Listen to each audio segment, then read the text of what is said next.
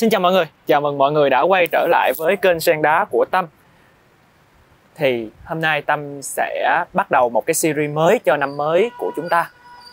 Thay vì làm những cái bài riêng biệt thì Tâm sẽ muốn làm một cái chuỗi series tìm hiểu sâu hơn về đặc tính của sen đá dành cho mọi người. Hy vọng là mọi người sẽ thích cái series mới này. Và nếu có đóng góp ý kiến gì thì mọi người có thể comment ở bên dưới cho Tâm nhé. Đầu tiên, để mở đầu cho series của chúng ta thì chúng ta sẽ đến với cái chủ đề mà Tâm chọn này, đó chính là tại sao các cái loại sen đá của chúng ta lại chuyển màu đỏ hoặc là thay đổi sang những cái màu sắc khác. Chúng ta cùng đến với cái clip ngày hôm nay nhé. Preview.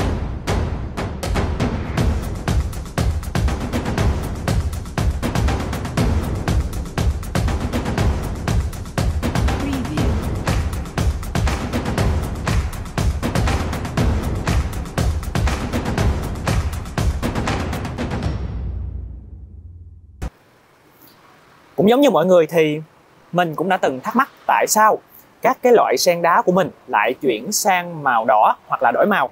Thì sau khi tìm hiểu về cái lý do mà chúng đổi màu thì mình lại bắt đầu đánh giá cao cái việc đổi màu của chúng hơn. Và thật sự là mình cảm thấy là yêu thích chúng trong lúc mà chúng đổi màu này. Mình nghĩ là các bạn cũng sẽ như vậy. Mặc dù những cái sự thay đổi màu này thường giúp cho cây đẹp hơn và vô hại, nhưng cũng có một số những cái vấn đề về cái việc thay đổi màu sắc của chúng mà mình nghĩ là mọi người nên biết. Vậy tại sao các cái loại sen đá lại chuyển sang màu đỏ hoặc là thay đổi màu sắc ngay từ đầu? Thì như mọi người đã biết thì các loại mọng nước á, chuyển sang màu đỏ để đáp ứng được với các cái điều kiện khắc nghiệt của môi trường. Nếu mà bạn chú ý đến cái cây của mình nhiều hơn thì bạn sẽ nhận thấy nó bắt đầu chuyển sang cái màu đỏ này, hoặc là thay đổi những cái màu sắc khác khi gặp một số các cái điều kiện nhất định. Nhưng mà mọi người nên theo dõi hết clip này, vì có một số các cái loại stress nó không có tốt cho cái cây của mình đâu. Rồi, đầu tiên mình sẽ nói về các cái lý do mà cây của chúng ta thay đổi màu sắc. Đầu tiên, đó là khi cây tiếp xúc nhiều với ánh nắng mặt trời, đặc biệt là ánh nắng toàn phần hay gọi là ánh nắng full á. Lý do thứ hai, khi thời tiết trở nên quá nóng hoặc quá lạnh đó, thì bạn sẽ nhận thấy rằng cái cây của mình nó sẽ chuyển sang màu đỏ hoặc là những cái màu sắc khác trong những cái tháng mùa hè mà nắng nhiều, hoặc là những cái mùa như là mùa gần Tết, mùa đông này nè, nó lạnh một chút xíu thì mọi người sẽ thấy cây của mọi người chuyển màu rất là rõ. Lý do thứ ba là khi cây ít được tưới, khi cây không thường xuyên được tưới nước thì nó sẽ bắt đầu chuyển màu, nó sẽ ít cái màu xanh hơn và chuyển sang một cái màu sắc khác, đó là những cái màu đậm hơn. Nguyên nhân thứ tư đó chính là khi cây không được cung cấp dinh dưỡng đầy đủ, khi bạn ít bón phân cho cây đó, bạn sẽ nhận thấy, ít bón phân hoặc là mọi người ít tưới nước á, mọi người sẽ nhận thấy là cái màu sắc của cây thay đổi đó. Lý do thứ năm là khi bạn trồng cây ở vùng đất nghèo dinh dưỡng, cùng với việc bạn không bón phân thường xuyên nữa, thì khi đất trong chậu nó hết dinh dưỡng, nó bị bạc màu á, khi đất mà mọi người do mọi người trồng lâu á thì đất sẽ bạc màu và thiếu dinh dưỡng, thì mọi người sẽ thấy những cái màu sắc này thay đổi nhiều hơn. Vậy khi trải qua những cái điều kiện trên thì cây của bạn đang bị stress, và chúng phản ứng với những cái stress này bằng cách là thay đổi cái màu của mình từ xanh qua đỏ hoặc là những cái màu khác. Vậy thì câu hỏi đặt ra ở đây là những cái căng thẳng này là gì và nó có gây hại cho cây trồng của mình hay không? Thì các bạn nghĩ là nguồn gốc của những cái loại sen đá và xương rồng á, thì chúng phát triển ở đâu? Thì đa phần là chúng ta sẽ đều biết là sen đá và xương rồng phát triển ở những cái vùng khí hậu rất là khắc nghiệt như là sa mạc nè, hay là những cái vùng khô cằn. Một số còn tìm thấy ở các cái vùng núi hoặc là rừng mưa nữa, thậm chí là ở những cái bờ biển nữa. Thì ở đó thì chúng mọc tự nhiên và không thể cạnh tranh nổi với những cái thực vật cao hơn. Đó, đối với những cây cao thì chúng đã giành hết nắng rồi. Chính vì vậy những cái loại cây này có khả năng thích nghi cao để mà tồn tại phát triển được trong những cái môi trường đó. Do đó thì chúng luôn bị stress trong cái quá trình mà sinh trưởng của mình. Đối với thực vật sen đá nói riêng và thực vật nói chung thì chúng không có bị hại bởi các cái loại stress này mọi người ạ.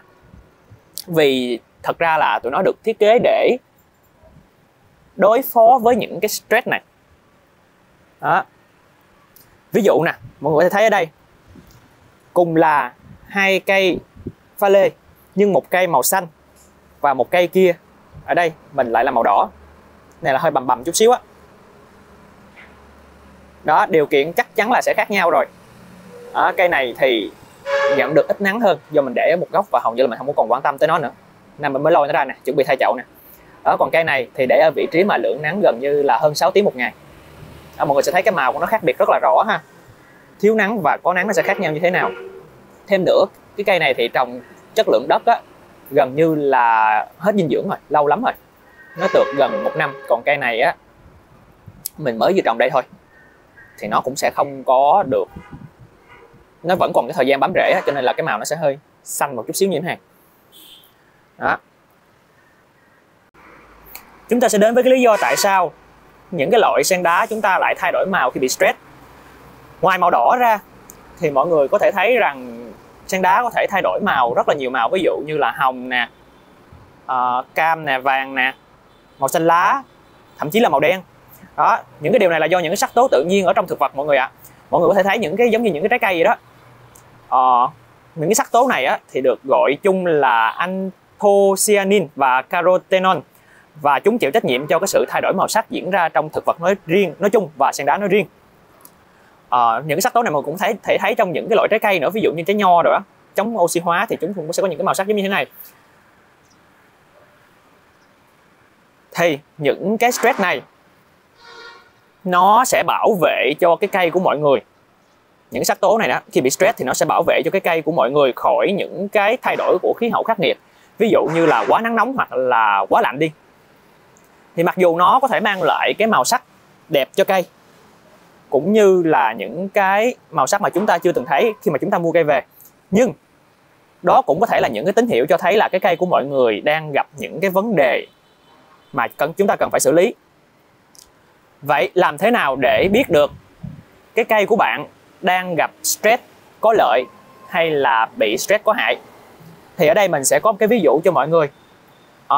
Nói chung á, thì đối với những cái stress có lợi á, thì cái cây sẽ duy trì được cái hình dáng ban đầu và thay đổi màu sắc một cách rất là đẹp.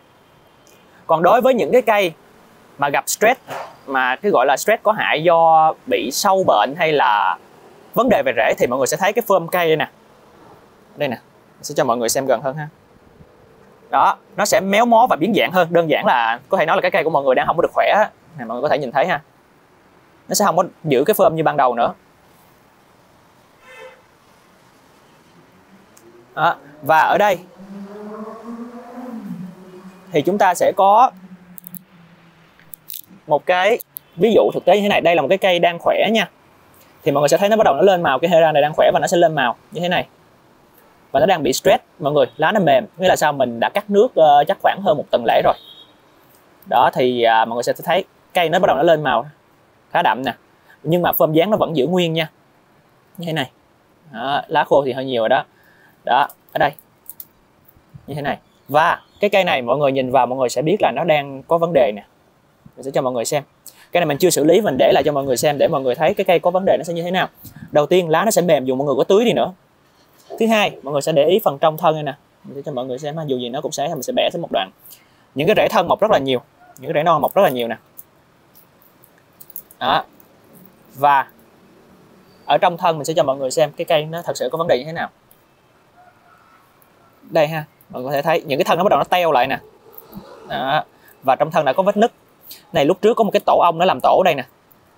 Đó, mình đã khử nó ra rồi nhưng mà nghĩ là chắc là nó để lại vết thương trên cái thân rồi, cho nên là những cái thân này bắt đầu đã bị hư. Đó, thì cái này mình chỉ có thể bỏ thôi. Đó, và khi cây nó bị stress á, thì những cái phần dinh dưỡng sẽ không có truyền lên được. Những cái này nó bị hư rồi thì nó sẽ không truyền dinh dưỡng lên trên cái phần đầu ngọn của cái cây này được nữa. Lúc đó cây nó sẽ đổi màu rất là rực rỡ nha mọi người. Ở đây thì những cái đầu này mình chỉ có thể tách ra thôi. Biển cái trường hợp này thì mọi người cứ mạnh dạn hy sinh cái thân đi ha, không cần phải tiếc đâu, tại vì dù gì cái thân dưới nó cũng không truyền dinh dưỡng lên được nữa. Đây nè, nó sẽ bị đen như thế này, mọi người bỏ hết luôn đến khi nó trắng như vậy là được. Này, Mình sẽ bỏ luôn. Chúng ta sẽ đem để nó khô vết cắt rồi chúng ta trồng lại thôi. Những cái đầu này thì không cứu được nữa rồi. Có thể cứu được đó, nhưng mà mình nghĩ là mình bỏ. Đó là những cái stress mà có hại. Thì mọi người sẽ thấy cây nó vẫn sẽ lên màu như thế này và rất là rực. Nhưng mà những cái biểu hiện của nó sẽ rõ ràng hơn, nghĩa là sao? Nó sẽ méo mó cái phơm như thế này nè, mọi người thấy không? Nó sẽ bị méo mó cái phơm, nó đen lại, và cái phơm nó không có giữ như ban đầu nữa. Đây cũng là bị stress, nhưng mà bị stress do những cái vết thương của cây gây ra. Mình sẽ bỏ cái này sang một bên ha. Đó. Đối với cái cây này nó cũng như vậy, mọi người có thể thấy nè, lá nó sẽ bị đây. Cây này là đang bị thán thư, và mình đã pha nước vô trong để mình phun rồi, thì hiện tại là nó đã ngưng rồi, nó không có bị nữa. Lúc trước thì nguyên một khúc nó bị nè, nó sẽ chấm một cái chấm đen như thế này và nó lan ra. Vườn mình thì mình rất là ít phun nấm. Đó. Nó sẽ bị phá cái phơm của cây một chút xíu như thế này. Còn đối với cây stress bình thường á, mọi người sẽ thấy nó giữ nguyên cái phơm dáng nè, nó chỉ lên màu thôi. Đó. Một số cây khác á, thì nó sẽ chuyển sang màu vàng hoặc là cam khi mà tiếp xúc với ánh nắng mặt trời mà đầy đủ, nhiệt độ cao và điều kiện là đất rất là khô. Thì đây là cái cách mà bọn chúng đối phó với lại những cái điều kiện môi trường khắc nghiệt để tự bảo vệ cho chính mình. Vậy thì đây gọi là những cái stress có lợi. Như ở đây mọi người có thể thấy cây bướm này ha, nó rất là mềm do mình đã cắt nước lâu rồi, và điều kiện nắng á, mình để ở khu vực nắng full cho nên là nó đang lên màu rất là đỏ như thế này. Đó. Và những cái căng thẳng tốt này, gọi là stress tốt á, thì nó không có hại cho cây. Cây của mọi người sẽ không có bị ảnh hưởng gì nhiều, và chúng ta cũng không có cần phải hành động cứu giúp cây gì giống như là hồi nãy. Mà khác, nếu mà những cái cây của mọi người á, nó bị vàng, cũng lên màu vàng, nhưng mà vàng do tưới nước quá nhiều hoặc là đất ẩm liên tục, thì cùng với cái màu vàng đó mọi người sẽ thấy là lá của nó sẽ bị mềm nhũn và mọng nước ra luôn. Ở đây thì mình không có sẵn cái cây giống như vậy. Thì đây là những cái stress có hại nha. Đó thì chắc là mọi người sẽ dễ dàng nhận biết hơn rồi. Thì đối với những cái tình trạng này thì mọi người cần phải khắc phục ngay. Thì có thể là cắt thân, hoặc là đơn giản nhất là chỉ có lôi lên và kiểm tra thân. Nếu mà ổn rồi thì chúng ta có thể cắt thân, đợi với cắt khô rồi chúng ta trồng lại. Đó. Một số loại thì ví dụ như là những cái loại mà cây màu đen, và ví dụ như là cây gì ta, Black Green đi, thì mọi người á, giữ cái màu đen đó bằng cách là cho chúng đặt ở cái vị trí nhiều nắng, càng nhiều nắng càng tốt nha. Đó thì nó sẽ giữ được cái màu đen như vậy. Còn khi mà mọi người để nó trong bóng mát á, nó không đủ ánh nắng, thì những cái chúng không cần thiết phải bảo vệ mình nữa, do đó thì chúng không có cần phải chuyển sang màu đen mọi người, thì mọi người sẽ thấy nó bị xanh. Đó. Ví dụ như những cái cây mận này nè, mọi người sẽ thấy nè, khi không ở ngoài nắng á, thì nó sẽ không có cần phải lên cái màu đỏ rực để mà bảo vệ cái lá nữa, còn dưới ánh nắng nữa, mà nó sẽ để màu xanh xanh như thế này nè. Đó. Nhưng mà ngược lại, một số cái cây mà chuyển lá màu đen thì có thể là cây bạn đang bị úng. Đó, những cái dòng đó thì mọi người cần phải hành động ngay. Còn nếu không thì cái cây của chúng ta sẽ có thể là lên đường đó. Vậy nó sẽ không có mất nhiều thời gian để mọi người tìm hiểu về những cái chuyển màu của cái cây này đâu. Sau một thời gian trồng thì mọi người hầu như là ai cũng sẽ biết được là những cái stress này là stress có lợi hay là stress có hại. Đó, thì những cái nguyên nhân mà chuyển màu của chúng á, thì thường là do các cái yếu tố màu sắc, như là màu sắc của chúng lên là nói chung là để bảo vệ cho cái cây của chúng ta. Thì thông qua những cái yếu tố đó thì mọi người sẽ biết cái cách để làm cho cái cây của chúng ta lên màu như thế nào. Ví dụ như là lượng nắng nè, rồi tiếp theo là cái giá thể nè, đó, dinh dưỡng trong đất còn nhiều hay không nè, và chúng ta tưới nước như thế nào. Đó là những cái yếu tố mà có thể mọi người sẽ ảnh hưởng đến cái màu sắc của cây của mọi người. Và nhiệt độ, khi mà nhiệt độ thay đổi thì cây chúng ta cũng sẽ thay đổi. Đó, chủ yếu là chúng ta sẽ phân biệt được rằng cây chúng ta đang thay đổi màu là thay đổi màu theo chiều hướng là bị stress có lợi hay là stress có hại. Nếu mà phân biệt được những cái này thì mọi người sẽ có thể là giữ cho khu vườn của chúng ta đẹp hơn. Đó, thay vì là cây của tôi lên màu đẹp quá, nhưng mà mọi người không biết rằng đất của cây đã hết dinh dưỡng rồi, nó cằn rồi, rễ đã bám đầy chậu rồi, mà chúng ta vẫn không thay chậu thì tất nhiên cây của chúng ta sẽ lên đường.